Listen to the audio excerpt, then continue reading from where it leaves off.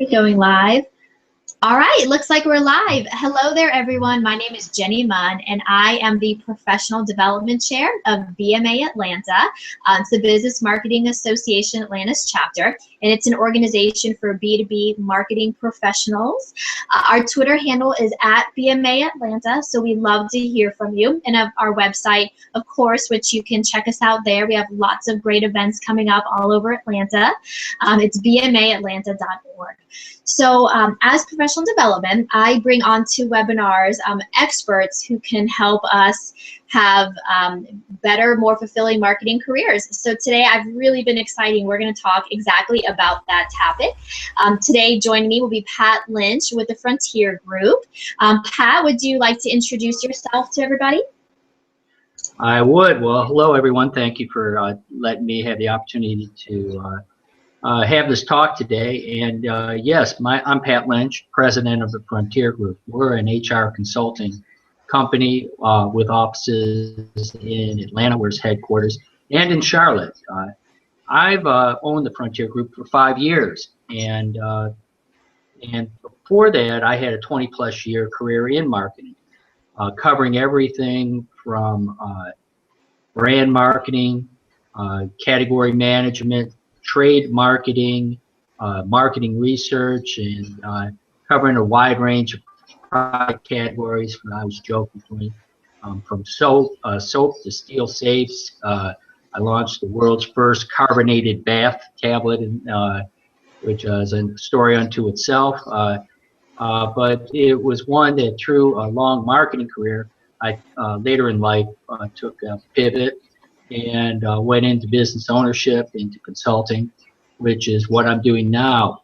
And this whole discussion today around how to, the lessons in terms of how to have a great career, what I find is that I can combine my marketing experience with the experience I now have in advising clients in terms of career management. Great. Okay, so I'd love to go ahead and get started into that. And one of the things that you had written when we were talking about this was how to have an extraordinary career. So I'd love to hear, first of all, about, you know, when people reach out to you, or even, okay, they're plodding along and you're so caught up in your day-to-day lives, you know, at what part do they stop and think, you know, I really want to get more out of this? Or how do they go from having a good career to an extraordinary career? Well, what happens is that a lot of us, and really do some introspection on your career, is that things happen by random and almost by accident. That you're marching along doing whatever it is that you're doing, and you get a recruiter call, or you meet somebody at an event. One thing leads to another, and then you're off doing your whatever it is that's next. And what you find with people that have really great careers is that there's some thought given on a longer-term plan in terms of how things fit together. What you find people that have really, really good careers is that they get out of that mindset that the only measure of success is that you're climbing that stair step, and that everything's measured by promotion, measured by the number of people that you managed by the marketing budget that you have. And when they start to walk away from that and start to look at a career being that it's a continual set of experiences, one built upon the other, to help you build a ever-growing level of expertise, then you start really seeing people that have great careers. Oh, I love that. And I never thought about it from that perspective, that people, you know, how many people do you manage? What's your marketing budget? It's all based on these numbers, but that's just a small part of it. I mean, it's all these other, like you said, experiences. I love that. Yeah, and I was in marketing, and I came up as I got an MBA, and now I'm an assistant brand manager, and of course, all I'm concerned about is becoming brand manager. And I had a budget that was so big, and it had so much in revenue, so much in marketing spend, and all my focus is and what I measured success on is to get a bigger brand, and get a bigger budget, and then get a bunch of brands and a bigger budget, and have people report to me, and so on and so on. And versus, what was it that I really saw as being, as far as what are the more important things in terms of am I growing as a marketing person. And when I look back and I started seeing that what I had in terms of my career, one thing I found is that there's these five patterns of great careers, and it came from a book by Citron and Smith. They were both retained executive recruiters out of Spencer Stewart. Really smart people. James Citron happens to operate here in Atlanta, and I remember reading this 10 years ago, and it stuck with me. And what I'll rattle them off, Jenny. We can talk about these five patterns, but first is understanding the value of you as far as how, this whole level of expertise. What am I building?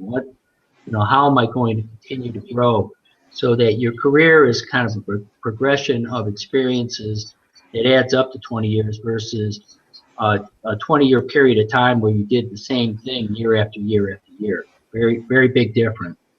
The next thing is practicing benevolent leadership, which is getting away from yourself and learning to share the credit, learning to be around people that are smarter than you, be comfortable with it, and learning to serve. And there's a lot that can really be said. The next thing for people who have really great careers is what they call overcoming the permission paradox. And that is not just waiting to be told what to do, but if you find an opportunity, find something that needs to be fixed, go fix it rather than ask, well, can I go and do this? Now, I'm not advocating that people just go off and become rebels and start doing, like really things that are way outside their scope. But what you'll find really successful people do is that they are kind of always expanding their scope of responsibility without having to really formally go out and ask for any of it. The next thing you know, when recognition comes around, they say, wow, look at all this extra things this person's doing, and that's when things really start to be interesting. The fourth pattern that they saw was this overcoming the 2080 this problem. And what I mean by this is we all kind of subscribe to this notion that there's 20% of your time accomplishes 80% of what you need to do, and that's true. So you prioritize, you put the most important things first, and you get those done. Problem is that a lot of people stop there, and then they don't ever get to the remaining 20%, which might be the mundane, but it still needs to get done. So it's kind of looking at, okay, how am I going to go and focus attention on getting that done? And then the last thing is finding the right fit, finding a environment, a company that's going to be right for you. And this whole discussion today about marketing, I look back when I started, I got out of undergrad, and I got a degree in education. I loved education, and then I just kind of, I don't know, I had one of those like grown-up, quote-unquote grown-up moments and thought, okay, I can't be a teacher, and I need to be in business. So I went, what's business? So I went into accounting. The only reason I went into accounting was that my dad was an accountant. And wouldn't you know it, that within a short period of time, I hated every minute, every hour, every day in accounting, and it wasn't for me.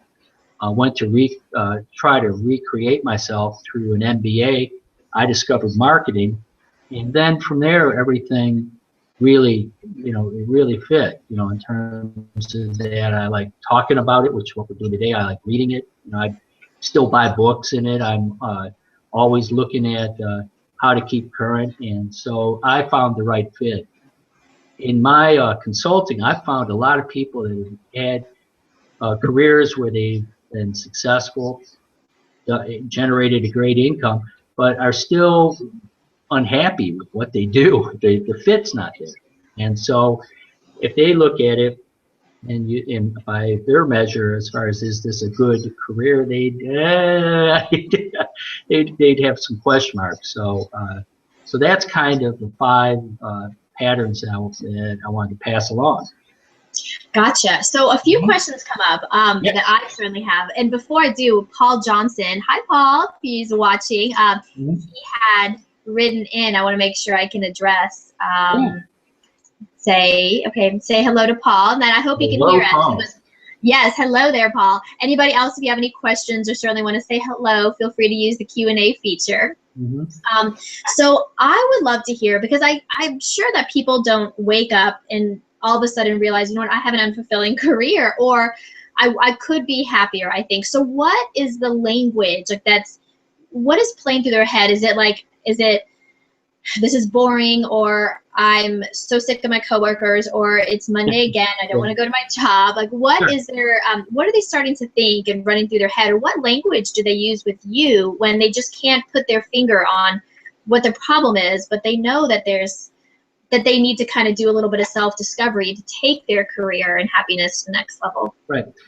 Well, I'll give you an example. When we work with clients that are in transition through outplacement, and so in developing a resume for them, what we'll ask is that have them catalog 10 accomplishments that they had in their career. And what we mean by accomplishments isn't that I graduated with a X GPA or was promoted or whatever. These are business accomplishments that are specific, measurable, time-bounded, and then build a story around it. That you came in and here was the situation, it's a problem, what you did in terms of your analysis to address this problem, what were the recommendations, and then what was the outcome. And what you start to weave when you start looking at all these stories is just what really, kind of the things that really kind of interested them. Why is it that you really like that? Because it's sometimes you'll find in this with teams as well that in a matter of crisis, that's when they tend to just see themselves come together and be the most fulfilled. So what you really want to look at is what is it that is going to kind of make you happy, and then from there we can start to really look at the type of work that you're doing and what is it that really worked here and made you successful versus when you felt you were not successful. What was it that happened? So that's kind of the process that we start to kind of help them surface all these issues. Yeah. Oh, I love that. Okay. And so then another question, do you think that are people scared to take risks, or is it becoming a little bit more acceptable? That's something we talked about at our last luncheon at Rome 10 Woody. We had a panel, and I think there was a statistic. Someone had quoted that the average marketing director or marketing executive was only with a company for 2.5 years. Now, that could be because they leave. That could be because they weren't getting results and they were like, it could be a number of reasons. But I would love to hear if you think that marketers are set up to feel like they can take risks. Yeah. It's, as far as, part of it's the culture and where they are.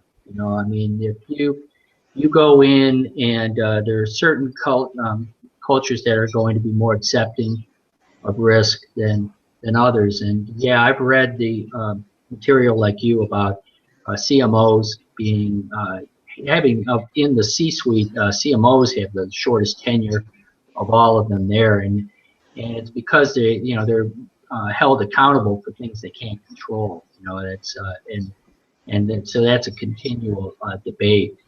As far as taking risk, risk is good. It's calculated risk that you really need to just go and think very, and almost do like a Ben Franklin pros and cons as far as what is it that could be the positive outcome, the negative outcomes, and you have to take risk. Example in my career is.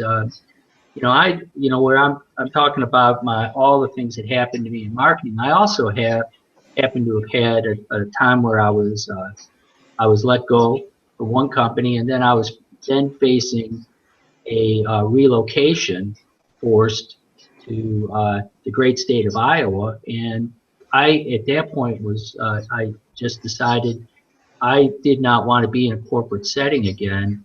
Did a pivot, huge risk, and bought a company in the consulting space and moved on.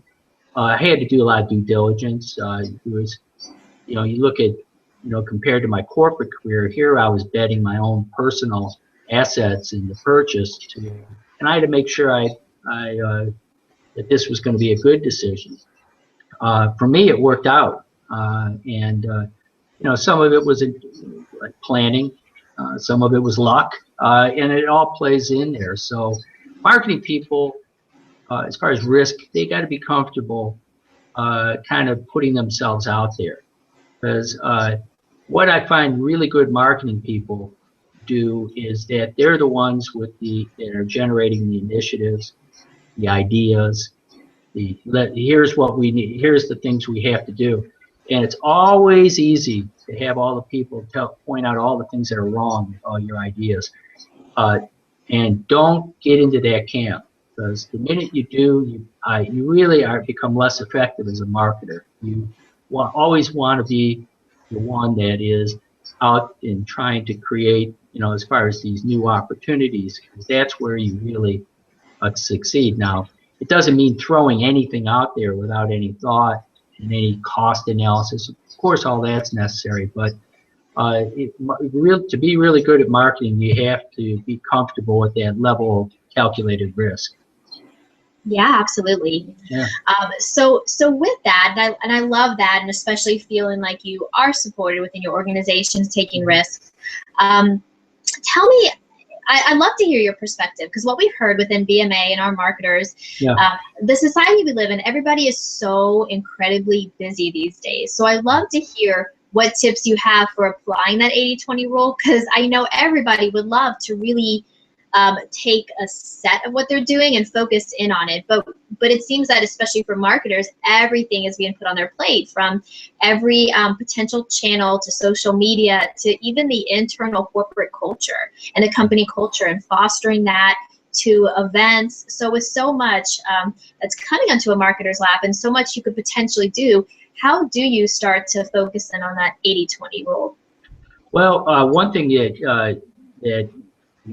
and this I'll speak again from personal experience, is learning to delegate and to let go. In my career, I think one of the things that took me an incredibly long time to learn is that I don't have to solve everything, and that there are other people that can do a good job as well. And so I sometimes what I see in people in marketing is they create their own problems because they are insistent that they have to cover all this. So you have to learn to do this, and it could be people within the organization. It could be being more trusting of your vendor partners, whether it's the agency or any consultants or whoever it is that you use. It also is that, to really be good in marketing, maybe this is in business in general, is that it's a high level of organization that you need, and really you have to start to prioritize where your efforts are going to go. Because when I talked at 20-80, 80-20, just to even get to accomplishing the key things, you got to make sure you get them in priority. But not, you just got to find what those smaller things, that's typically more of the mundane and the administrative and things like that. They are perfect for delegating, and yet we feel I have to do it all from start to finish, and all of a sudden now it takes you away from what's more important. Yeah, absolutely. So on the flip side of that, yes. What do you do if someone delegate something to you, or you are getting a lot of requests, do you ever advocate that people say no, or say, well, you know what, I already have a very busy plate, maybe later? So on the flip side of that, the person that's being delegated to, that's really trying to focus in, how can they say no, and should they say no?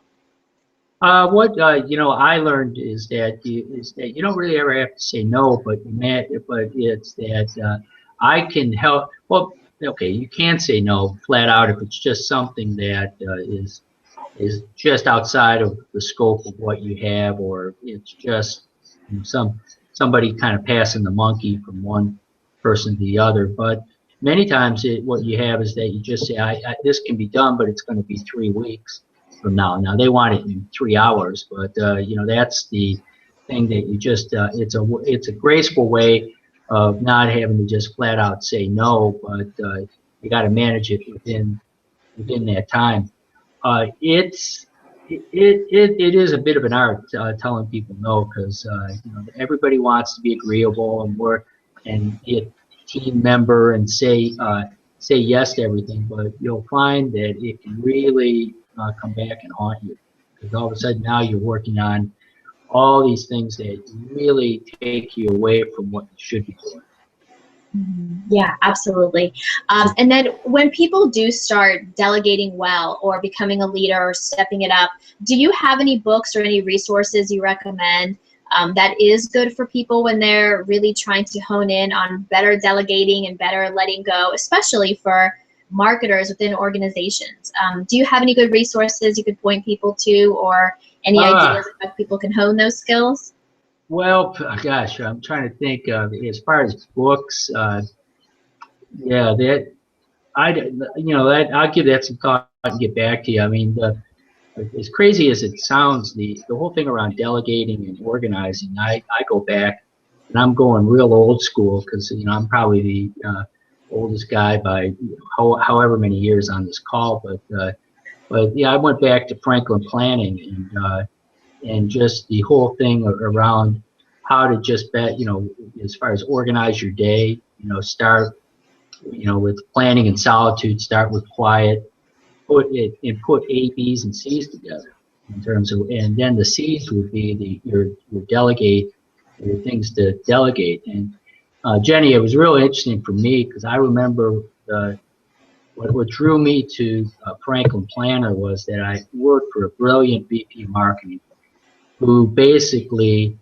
was like, if you go remember an old Bugs Bunny cartoon of the Tasmanian Devil, that's this guy that's just this swirling, and there's just this swirl of dust around him, and he would come into any situation and by the end of your conversation you had 20 initiatives, and every one of them were A+ initiatives, and he was brilliant. I mean, he really was that idea generator, but I found myself being completely out of control, because I was just my list, my funnel kept getting bigger and bigger, and I had no way to process it, and that was a real interesting set of conversations, as far as I had to force the discussion on what are A's, B's, and C's, and then the C's, can they in fact go somewhere else or go away, and either way, so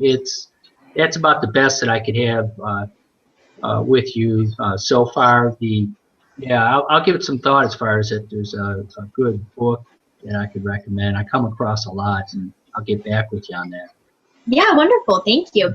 And then actually we have a question from Paul. Paul, thank you so much. Love the interaction. Yeah. So Pat, Paul asks, since many of our coworkers and bosses seem to equate marketing with witchcraft, how can you get them to agree to clear, reasonable objectives that we can achieve and then claim? Oh, that's good.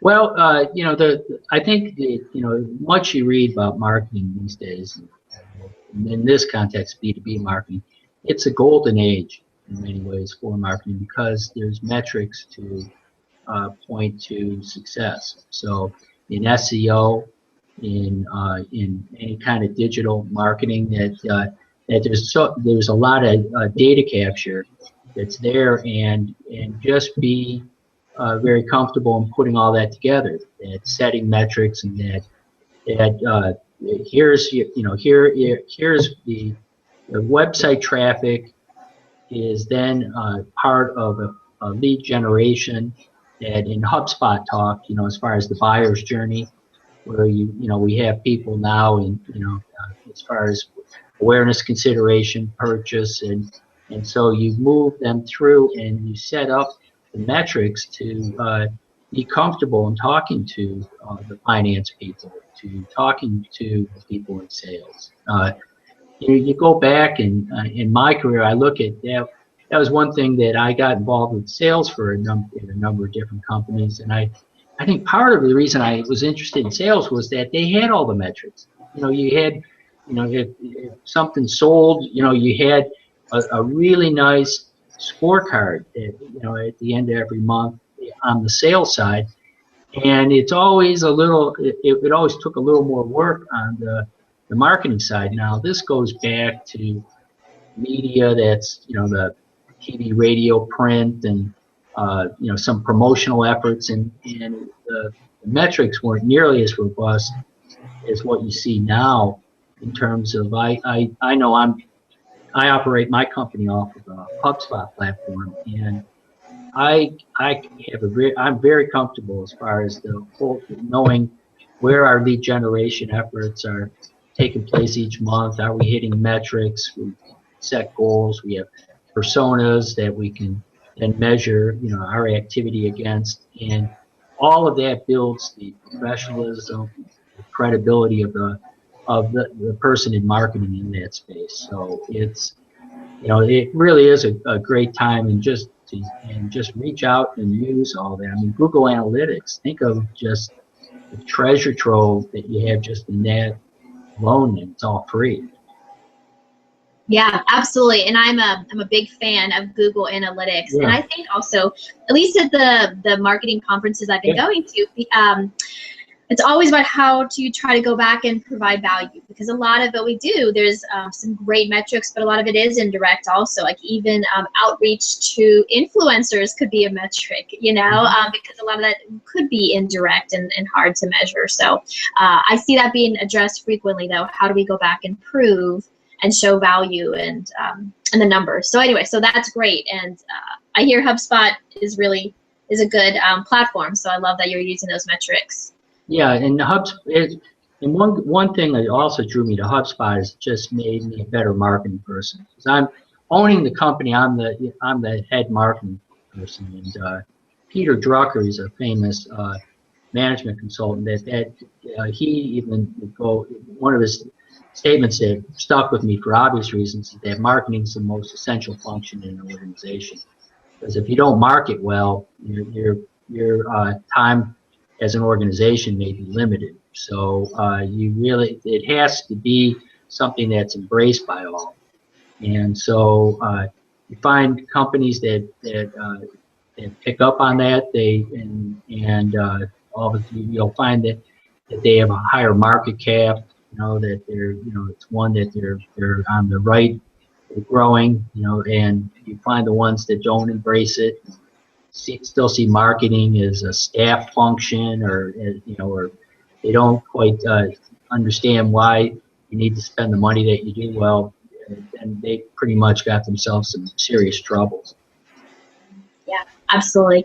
Yeah. Okay, so we are just about to wrap up. I would love to hear, again, I think we have a good understanding of what you do, but what are some situations in which people could use your assistance or would like to take the conversation further with you? I'd love to hear about, again, what you can offer or what people should do if they need services like yours. Yeah, the thing is that they can reach out to me directly. I'm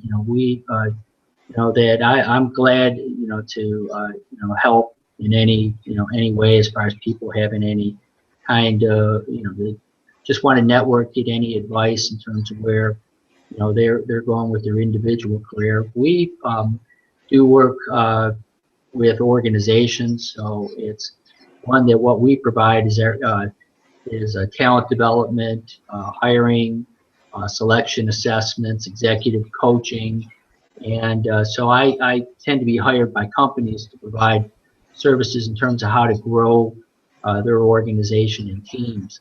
But that said, I spend a fair amount of my time trying to give back, and this is a perfect example where you can tell I can really talk for quite a while on the subject of marketing, and anybody that has any questions career-wise, I'd be glad to help them out. So that's pretty much the offer that I have.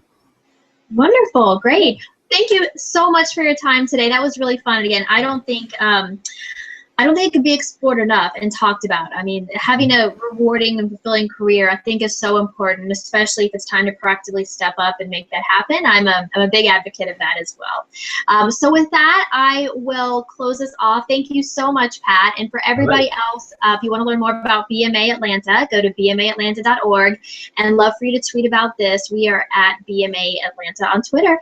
So thanks so much, everybody. Have a great day. Thanks, Pat. Well, thank you, Jenny. Bye. Bye-bye.